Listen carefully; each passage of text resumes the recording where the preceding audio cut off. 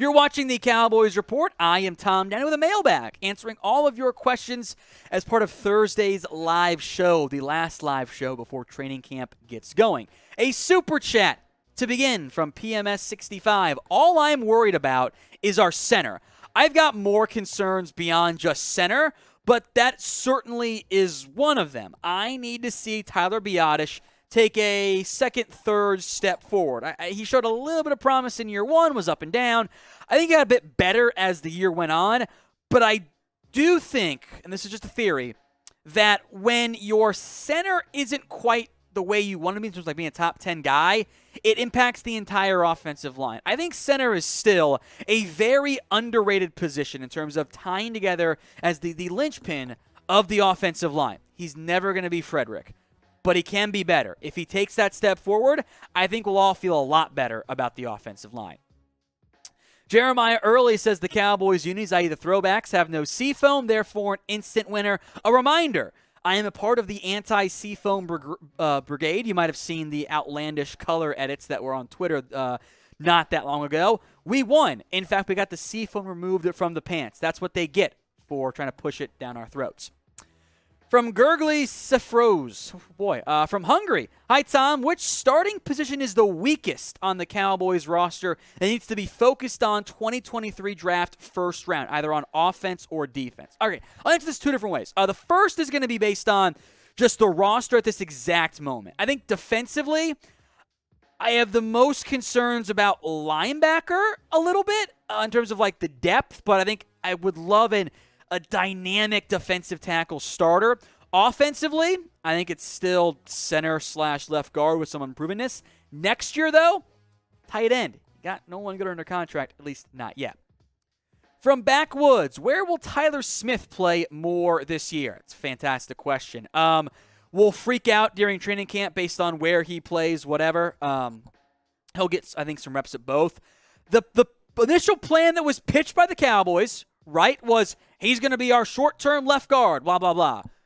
Okay, if he's not, I've got questions/concerns. Maybe he's so good at left tackle, you don't want to play him there, but then you're making him a backup? That doesn't make any sense. So I hope the answer is left guard because that means he's won the job and it means Tyron Smith has stayed healthy, which is a huge red flag there.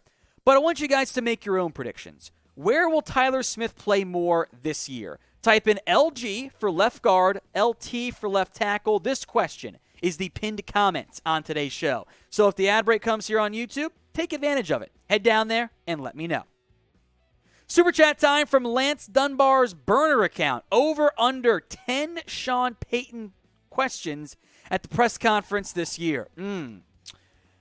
If you mean asking Jerry about it, give me the over, especially if they're not in the playoff mix down the stretch. If they're asking McCarthy about it, give me the under. In terms of how the fans feel, it's 10 per day, every single day.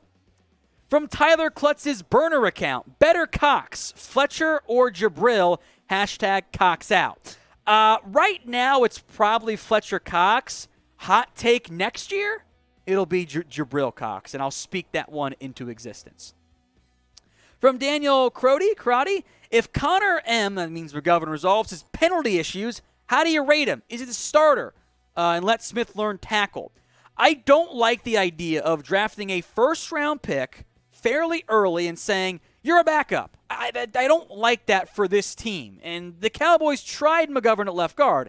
It wasn't even a huge penalty problem, although it was, I guess, better than penalty boy Connor Williams and Tyler Biadasz. Those guys had major issues.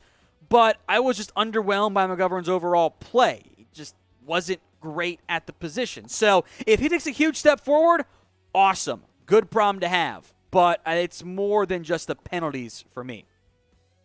From Gregory, Tom, how many unnecessary roughness flags will John Ridgeway get this year? Hopefully not many. He does have some of the attitude the Cowboys seem to want along the trenches as they begin to go more in the mold of Dan Quinn. I'll put the over-under at 2, and hopefully it is the under because I love the attitude. Draw the other guy off. Don't get flagged yourself, though. From Boondock Saint, is it just me, or does LVE play up and down to whoever who is next to him? When Jalen sucked, he sucked. When Jalen was like the Parsons, he did better. Very good point. I'll say this, though.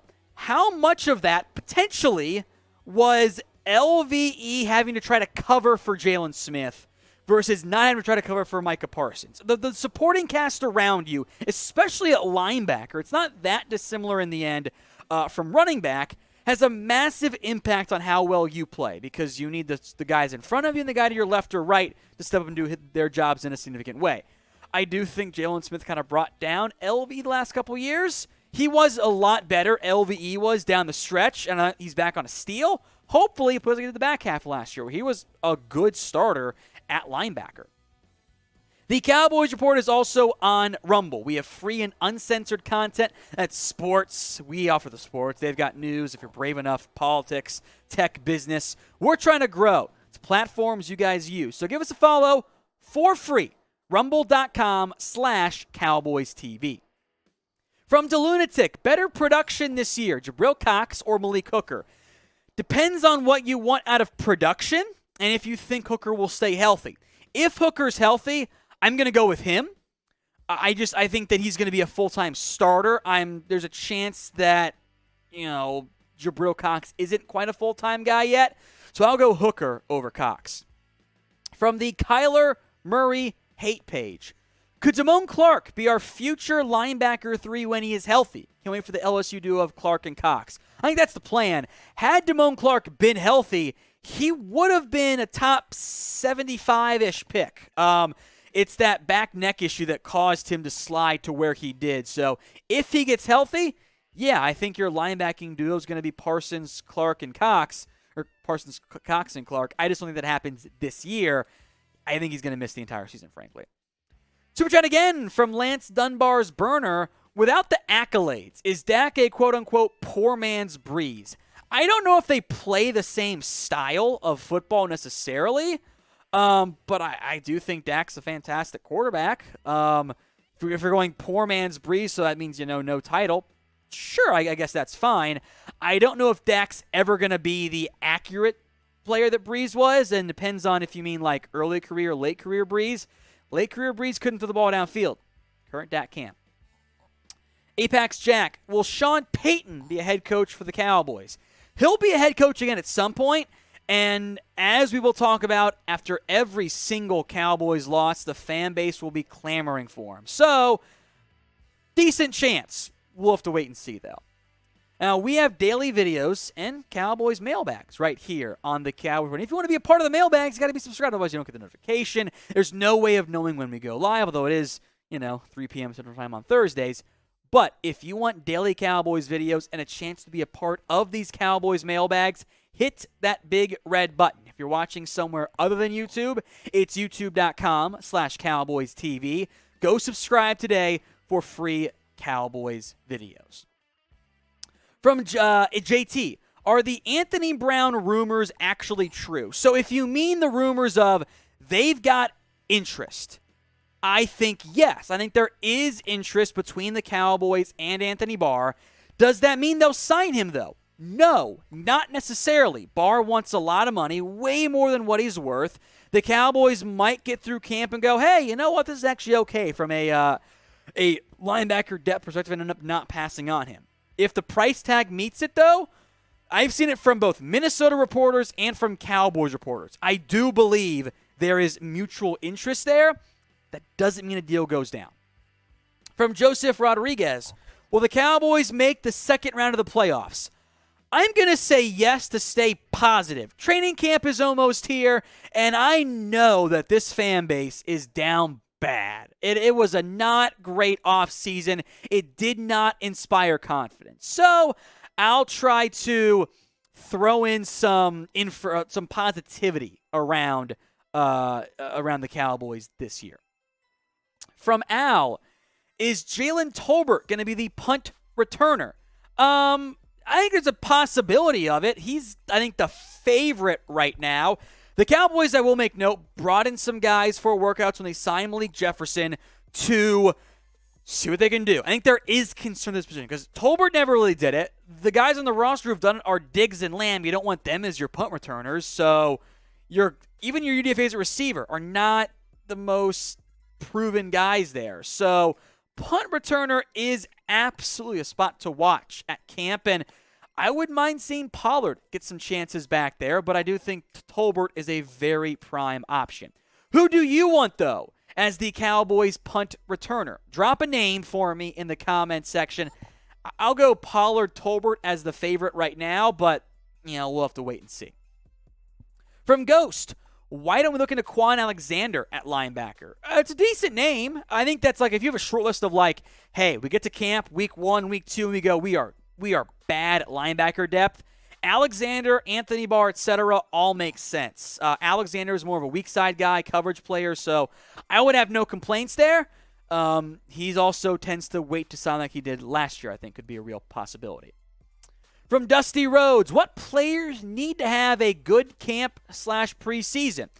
Yes, is my answer. A lot of them. There are very few players who, if they don't have a great camp preseason, you go, they'll be fine, whatever on that front there. So, I think a lot of your young players, Kelvin Joseph, Tyler Smith, your receivers, guys fighting for roster spots, those guys got to step up. But the list of guys who don't need it, are not that long.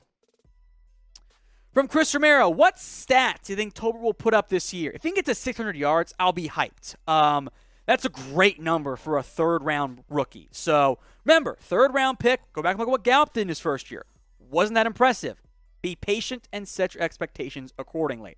A super chat from Jeremy Shaver. Will Diggs prove to be a better corner than Stephon Gilmore in his prime?